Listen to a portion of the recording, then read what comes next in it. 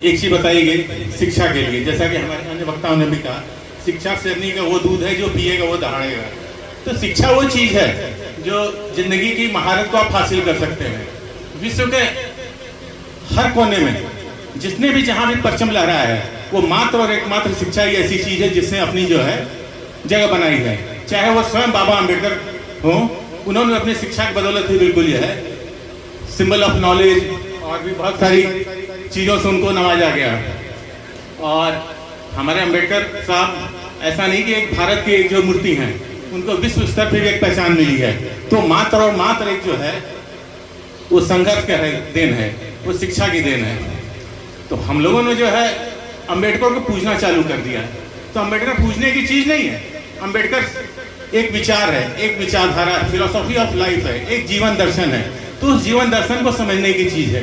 वो जीवन दर्शन आपकी शिक्षा है, वो जीवन दर्शन आपकी जो है अधिकार है, वो जीवन दर्शन जो लेबर लॉ उन्होंने दे रखा है बिल्कुल है। तो ऐसी बहुत सारी चीजें, मैं डिटेल्स नहीं जाना चाहूंगा, बस ये बताना चाहूंगा शिक्षा ही ऐसी चीज है जिससे हम चीजें हासिल कर सकते हैं। अब हम दूसरे बिंदु पे आते हैं।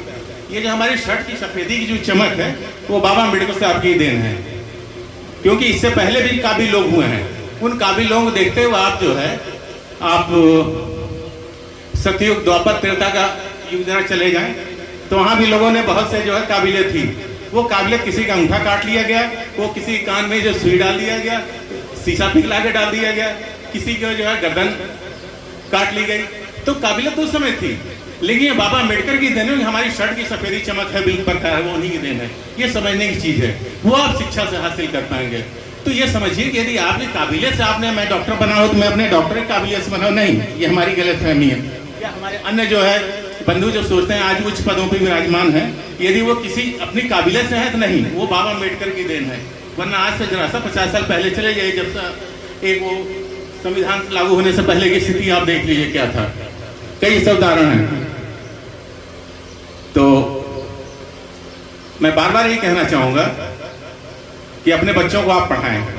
जैसे हमारे बलिया से डॉक्टर जगदीश जी ने कहा कि झाड़ू की कमाई शिक्षा पे लुटाई, तो आप शिक्षा पे ध्यान दीजिए। और शाम का जो है थोड़ा सा जो आदत है उसमें थोड़ा सुधार लाएं, तो हमारे ख्याल समाज एक नया आयाम प्राप्त कर सकता है।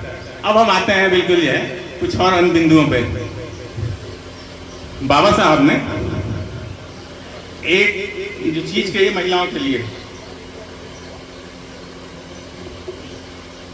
महिलाओं को उद्धार की बात है। और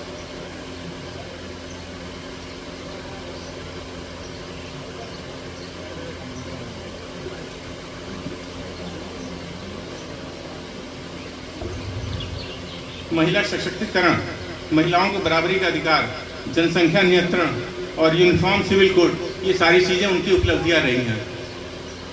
अब मैं अपनी बातों को संक्षिप्त संबोधन के साथ समापन करना चाहूँ। मैं अपना थोड़ा व्यक्तिगत परिचय भी साथ में दे देना चाहूँगा। मैं डॉक्टर राजेश कुमार रावत, जनपद चंदौली मुगलसराय का रहने वाला, और वर्तमान में डिप्टी सीएमओ के पद पर कार्यरत हूँ मैं जनपद भदोही में।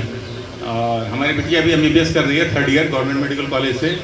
और आपके इस भाई कह लीजिए या बेटा कह लीजिए, एक छोटा सा अस्पताल भी है वहीं बनारस में डाफी में, शक्तिमान हॉस्पिटल नाम से 20 बेड का, अभी 2 साल पहले हमने ओपन किया है।